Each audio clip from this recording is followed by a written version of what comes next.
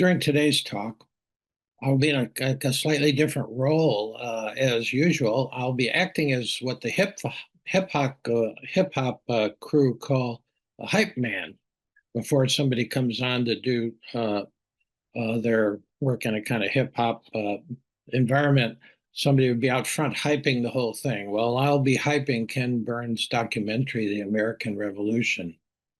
Uh, it airs tonight and for the next 5 nights on PBS.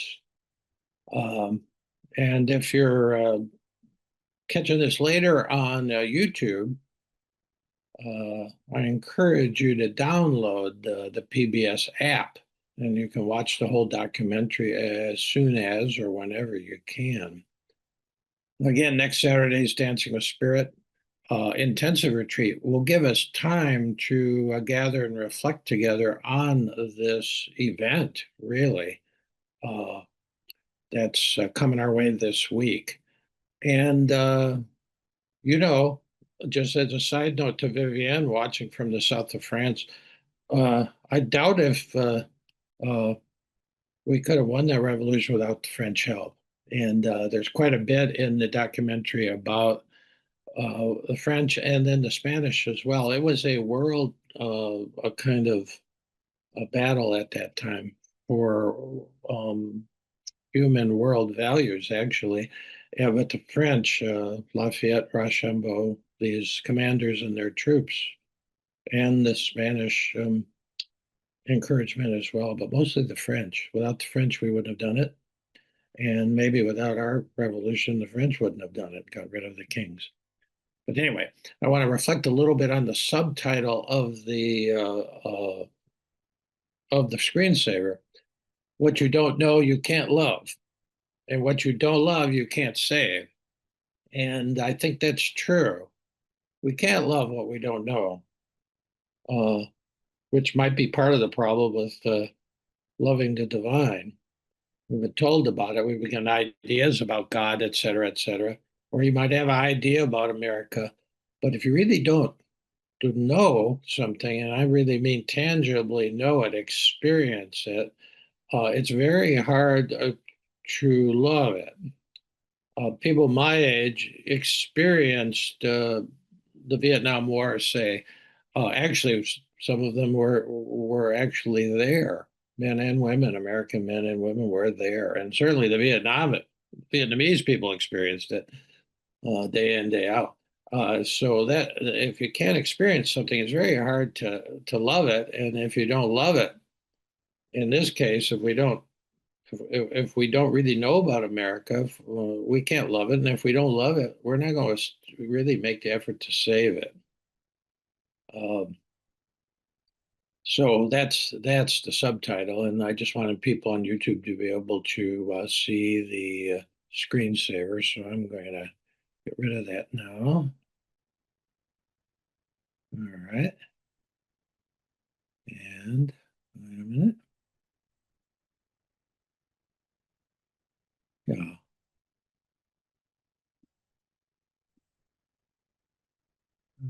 And,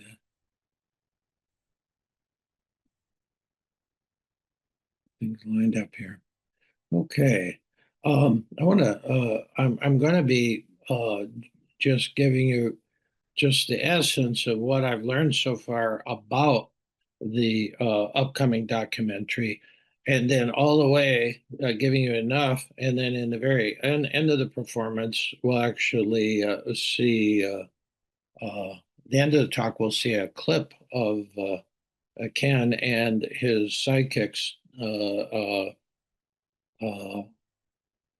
his sidekick talking on PBS, and so you'll get a real another taste of it. Plus, see a little clip from the documentary. But they have many historians who will be talking. See, part of the part. This is a very uh, difficult and important documentary for Ken Burns and company to have done. He says it's the most important work he's ever done in almost 50 years of doing these documentaries, almost entirely about America. He is the Homer, he is the storyteller. as Homer was for the Greek culture, he's the storyteller for the American culture. Really, he's the great storyteller. He began this documentary almost 10 years ago, towards the end of the Obama presidency, which was a very contentious time, and a great time. We're all, most of us lived through that. We were actively in the run-up to the 2016 election, where turns out that the current president was facing off against Hillary Clinton. And as a country, we have become more divided since. Yet none of us know how wide, none of us knew at that time, Ken didn't, how wide the division would become. Uh, and he's got so many voices, so many great actors reading the thing. His difficulty was there's, unlike the other conflicts, the Vietnam War, for example, he had tape, he had documentary tape. Well, there's very little other that he's got to go to other sources and be very creative to bring this to life because there's no news footage like we had on Vietnam or almost any of the things he talked about in his many things. So he's had to be very creative in how they do that. We'll see a little bit of that when we see the little 8-minute bit at the very end of this. But he had many historians on here, and Jane Kamensky was the serious historian who worked with that part in terms of the interview of the historians, and she said something important.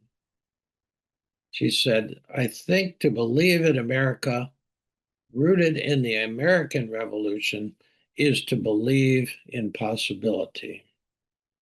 And I think that's true. It was the first time at the end of it, it was the first time that subjects of a ruler became citizens of a country. And then once that happened, a lot was possible. Everything is possible and still is. So we've got to revive the spirit of that to realize, you know, can't everybody have health care? I mean, that's not only a possibility, it's what it is in the rest of the world. The rest of the modern world, uh, they have some level of health care available for everybody as a human right. That's a possibility. We're still messing around with all these plans. We can do that. And there's so much more that's a possibility too. Um, Here's Ken talking about why he really did uh, this film and why it was so important to him. Uh, he said, we feel so divided now, but you can treat a country like you treat an individual.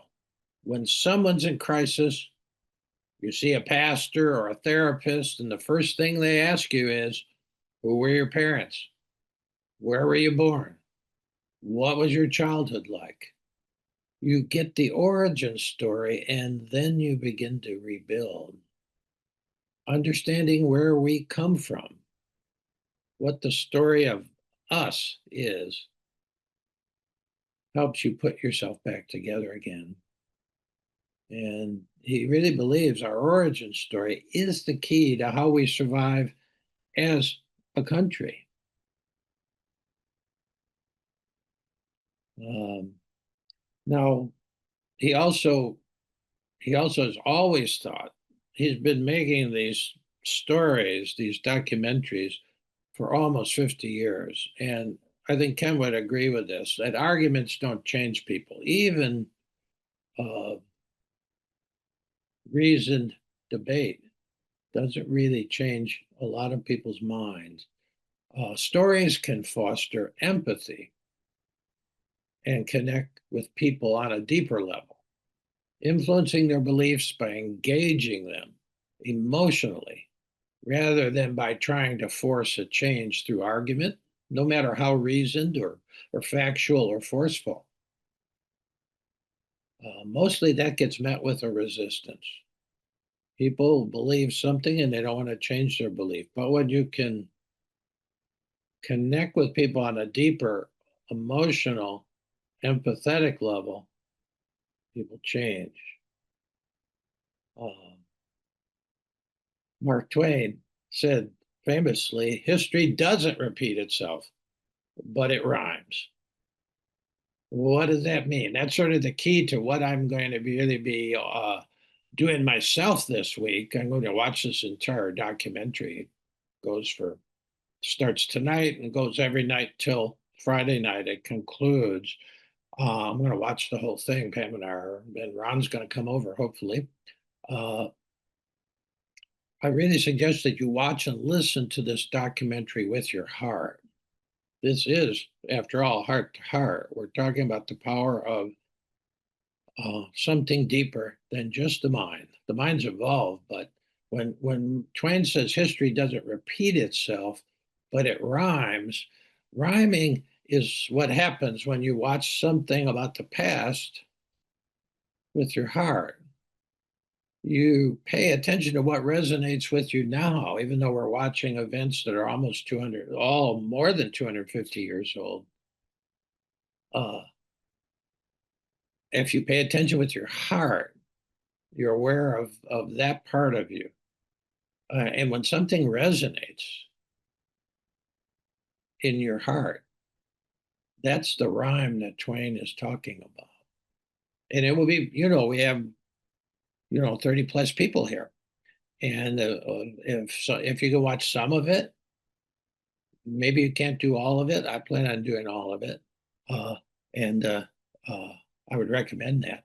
But whatever you watch, pay attention to be aware of the whole thing. And when something resonates with you, when you see something that happened in 1760s, 1777, and oh wow, you resonate with it. You say, oh yeah, that's still happening today. Well, pay attention to that. I'm gonna have my steno book by my side, and I'll be marking those places. I'll be jotting that down. Just what rhymes with what's going on today. Yeah, that's important. So that's why I put Twain saying history doesn't repeat itself, but it does rhyme, and you can learn. And we're trusting our heart to connect with these things, and that's also what we'll be able to reflect on Saturday's retreat if you're able to make them. Now, Ken also said this, which I think is a single line that's very important. It's why I'm going to spend the time this week watching this. He said, Ken said, to maintain a democracy. I mean, to maintain one, we've got it for 250 years, but it's obviously breaking down. To maintain a democracy, maintain a car, you got to repair it. To maintain a democracy requires citizens to engage in lifelong learning. Let that sink in. To maintain a democracy requires citizens to engage in lifelong learning. That's really part of the mission for the Heart to Heart community. We're learning. And learning doesn't stop when you leave grade school, doesn't stop when you leave high school or college or even with PhDs. And to be a citizen, in other words, to run a country, a democracy, people have to keep learning.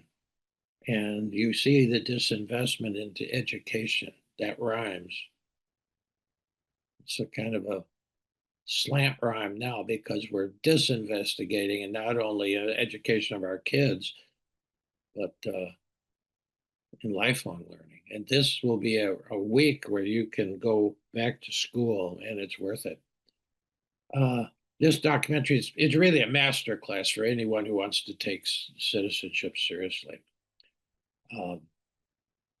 Ken also said the divide between Americans is a mile wide. The divide between Americans is a mile wide now, but only an inch deep. And then he said, this series hopes to poke through that inch. And it really is his hope. And if some guy can work, and it wasn't just Ken, it was Sarah Botstein, who will appear in this interview with Ken on PBS,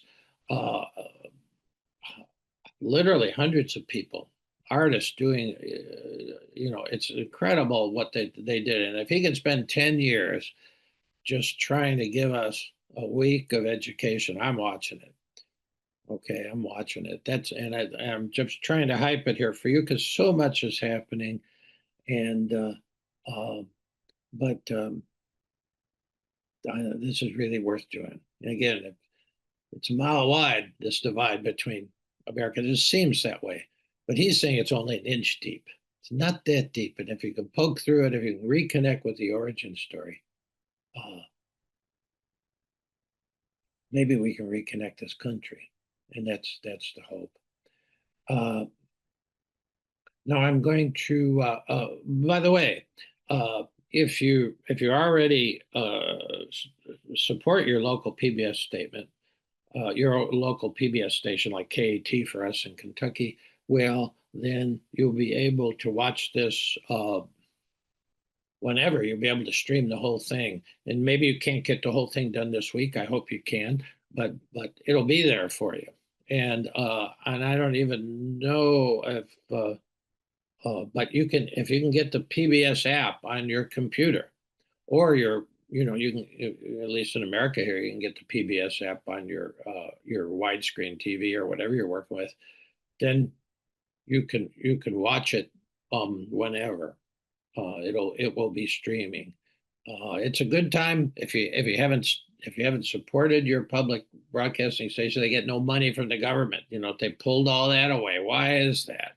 Well, I'll leave it up to you to figure that one out. It's not hard.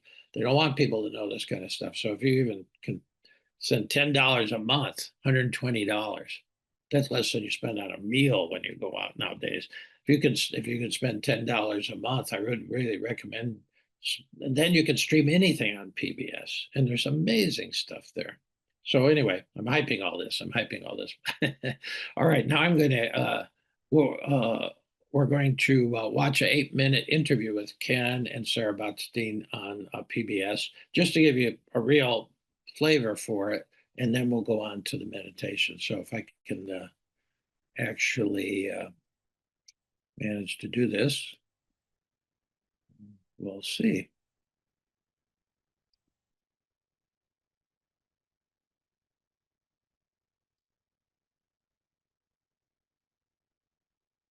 Okay, fingers crossed. Looks good. Well, beginning on Sunday on PBS, a 6-part, 12-hour series on the American Revolution. It's the latest from filmmaker Ken Burns, examining the earliest days of our nation's democratic experiment, and it comes at a time of deep divisions in our country. Senior arts correspondent Jeffrey Brown has a look for our series Art in Action, exploring the intersection of art and democracy, and part of our Canvas coverage. A shot rings out. No one knows where the shot came from. Fire! That leads to promiscuous shooting. April 19, 1775, the first shots of the Revolutionary War. Afterwards, nothing would be the same from then to our own time. The American Revolution, says Ken Burns, is as important as any film he's made, precisely because it is the founding moment, the origin story of a nation still wrestling with itself and the very idea of democracy.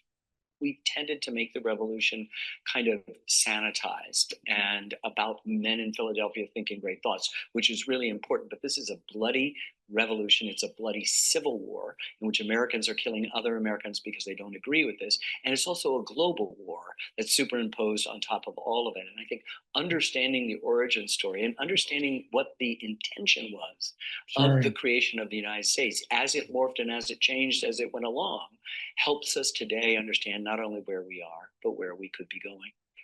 He joined Burns and co-director Sarah Botstein recently at the Mount Vernon, Virginia home of George Washington, one of a number of places around the country they've been screening the film for audiences ahead of its TV premiere. And if you're looking for complexities and contradictions, start right here at the quarters that housed Washington's slaves. I know you have this mantra, it's complicated, Yes, right? nothing could be more complicated than the person most responsible for our country, the person without whom this country doesn't exist. Right. And we're walking by the slave. Owning other human beings.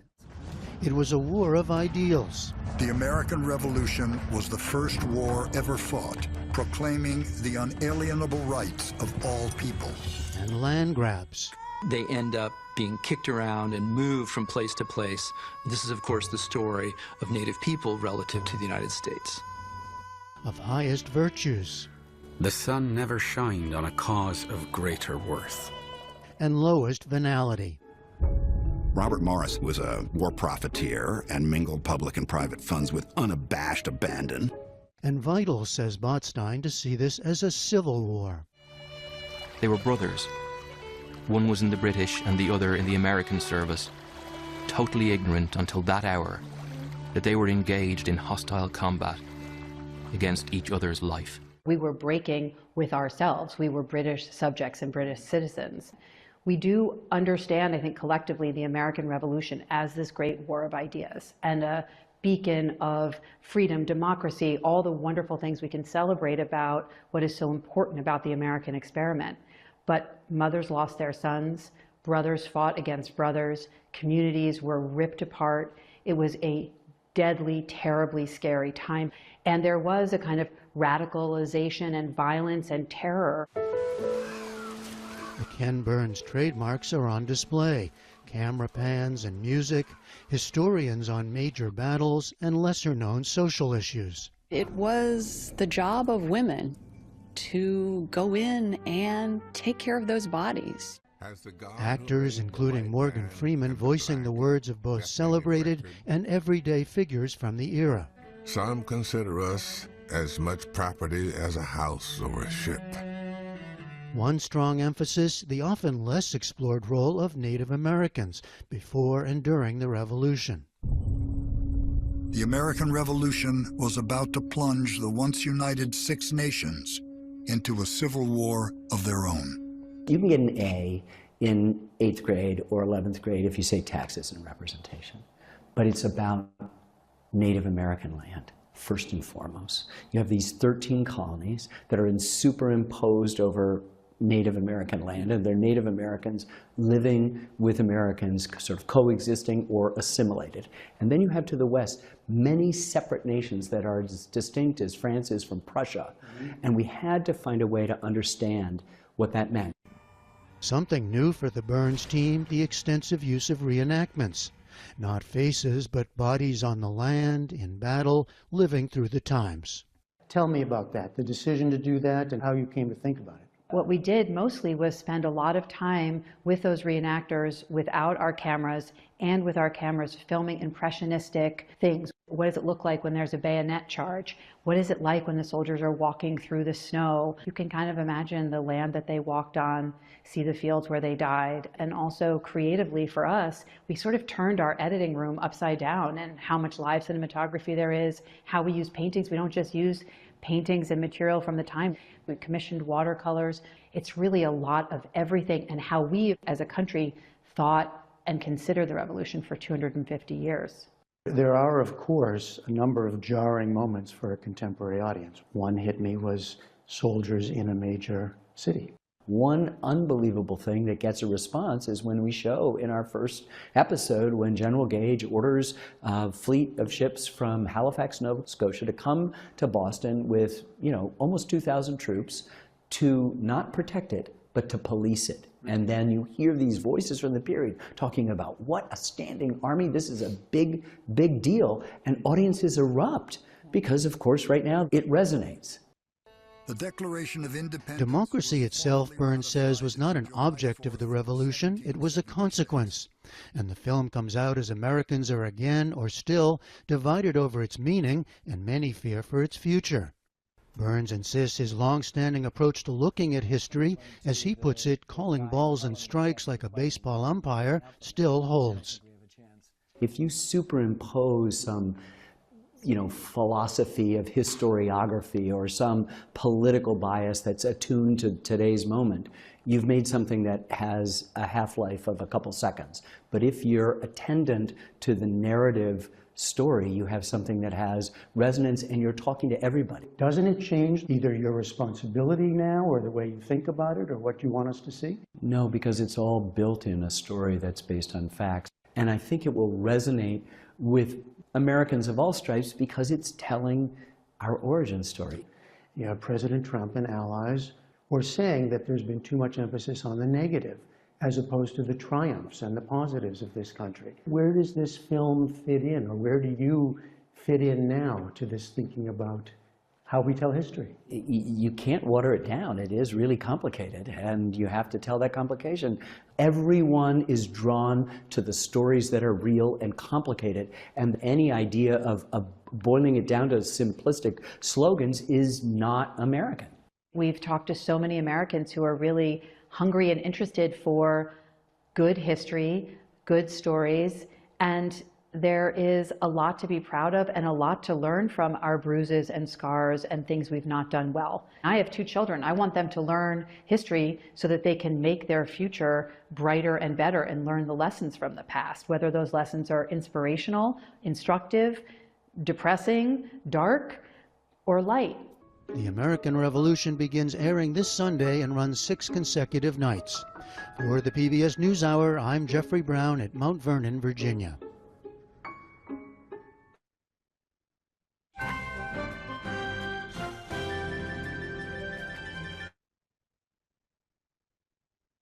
All right. Well, what's your appetite? I hope. Again, just make an effort to see this. Starts tonight. I think I don't know what your local time might be, but it's starting here at about 8, going 8 to 10. And if you're in Central Time, it's starting an hour earlier. And then, there's people all over, Carmela's and California, so you can figure that out. And again, if you make a small contribution to PBS, then you'll be able to, and have the app, you can stream it from wherever you are, whenever you want to, if you don't like to stay up even as late as that. Okay, so we're gonna segue now to a time just to go from all this actually into the heart. And so I always use, well, not always, but most of the time,